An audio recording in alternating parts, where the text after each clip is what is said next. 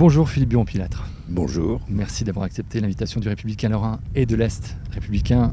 Merci de nous accueillir chez vous, ici sur ce site de 300 hectares de Chamblay, l'équivalent de 344 stades de football, pour le Lorraine Mondial Air Ballon qui décollera du 26 juillet au 4 août. Vous êtes le réalisateur, le producteur, l'acteur aussi, de cette super production Made in Lorraine. C'est d'ailleurs par une bande-annonce vidéo très américaine que vous avez lancé l'événement, le compte à rebours à 100 jours.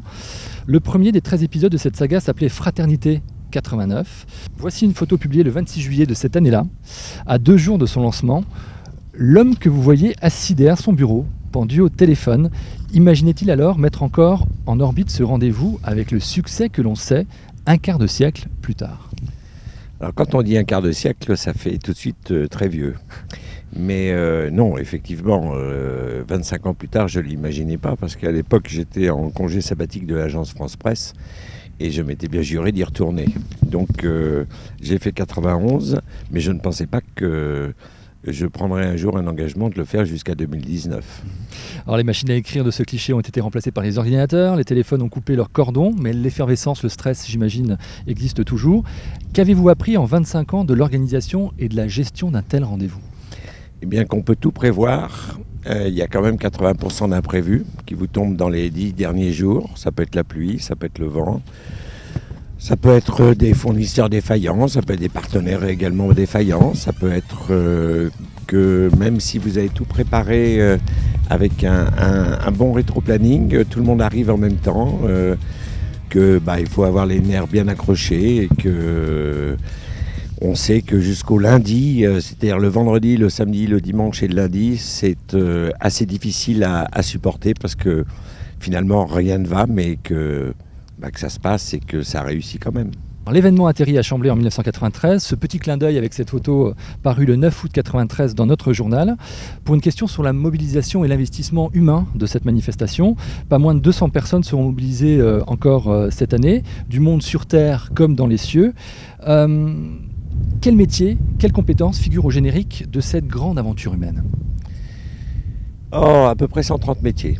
130 métiers, du poseur de barrières à celui qui va accueillir, renseigner, celui qui va supporter les journalistes, celui qui va... Donc effectivement, le plus jeune a 10 ans, le plus âgé en a 88, c'est Monsieur Météo cette année. Et il me dit, écoute, ça serait bien que tu songes à me remplacer parce que ça fait 30 ans, parce qu'on fait remonter effectivement à Fraternité 89. Mais avant, il y a eu 1983, le premier challenge Pilâtre de Rosiers jusqu'en 1992 à Metz. Donc effectivement, je fête les 25 ans du mondial, pratiquement les 20 ans ici. Et puis mes 30 ans d'organisation d'événements et bientôt 35 ans de pilote de montgolfière. Mais j'essaie de rester jeune. Vous attendez entre 170 et 180 pilotes de plus qu'il y a 2 ans, avec en ligne de mire 2 records du monde, l'alignement des 343 montgolfières prêtes à décoller et le décollage en masse de 357 ballons. Quels sont les défis que vous êtes fixés pour cette 13e édition ? Il faut jamais avoir les yeux plus gros que le ventre. Mais c'est vrai que si on pouvait dépasser 343 alignés et 357 debout, avec le nombre de ballons en plus, et puis qu'on puisse installer ce record durablement. Mais il faut aussi en laisser pour 2015, 2017 et 2019. Arrêtons-nous quelques instants encore sur cette aventure humaine. Au-delà des chiffres, finalement, j'ai le sentiment que ce sont d'abord pour vous des histoires de rencontres, qu'elles soient sur Terre ou qu'elles soient dans le ciel d'ailleurs. Oui, parce que c'est pour ça qu'on avait appelé Fraternité 89. Donc à l'époque, rappelons-nous, le mur de Berlin n'était pas encore tombé. On avait invité beaucoup de nations de l'ancien bloc de l'Est. On avait essayé de faire comprendre aux gens qu'autour des ballons, il y avait une sorte de magie qui était possible et de rencontres. Et c'est aussi ce qui a présidé au fait que... dans l'organisation, il y a à la fois des salariés permanents qui font autre chose, parce qu'on ne fait pas que préparer le mondial air ballon, on a une activité sur Chamblay planétaire importante, mais il y a à peu près 700 personnes. Et ce qui est amusant, c'est que nous arrivons à la 3e génération. Ceux qui m'ont donné un coup de main quand ils avaient 50 ans en 1983, et qui sont malheureusement pour certains plus là aujourd'hui, eh bien, sont leurs enfants ou leurs petits-enfants qui viennent aujourd'hui. Et ça, sont toujours des rencontres. Il y a 14 nations dans mon organisation. Ça sont des rencontres qui, moi, me fascinent et me passionnent. Vous ne manquez pas d'espace pour prendre les airs. Je disais en introduction que ce site représentait 300 hectares et 344 terrains de football. Vous dites pourtant que le nouveau plan de la manifestation se joue parfois à quelques millimètres. Expliquez-moi.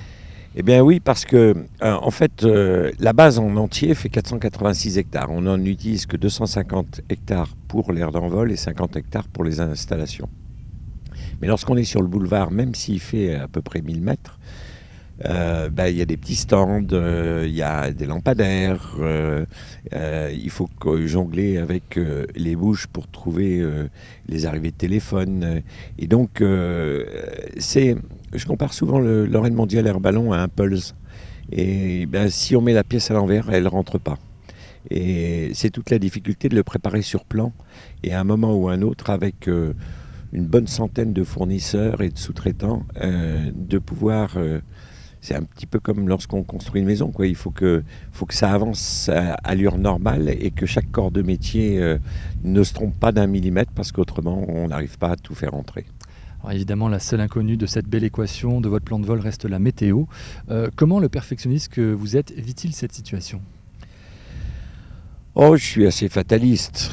Bon, je suis fataliste et puis en fait, lorsqu'on avait réfléchi à la date en 1988, pour le bicentenaire de la Révolution française, c'est pour ça qu'on l'avait appelé Fraternité 89 en plus, on s'était dit, bon, alors les Américains, ils n'ont qu'un jour de vacances.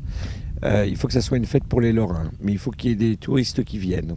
Et puis, il faut que la météo soit de la partie. Donc, c'est toutes les analyses qu'on avait pu faire sur 25 ou 30 ans, à l'époque, la météo était beaucoup plus fiable ou peut-être plus facile à imaginer.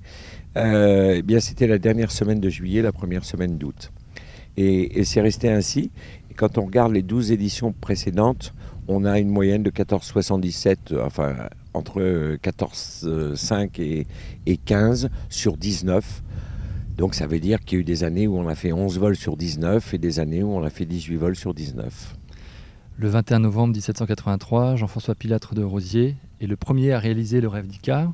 Son histoire a guidé, a orienté ma vie, déclarez-vous le 11 juin 2006 à l'occasion de la sortie de votre livre Pilâtre de Rosiers, un Lorrain d'exception.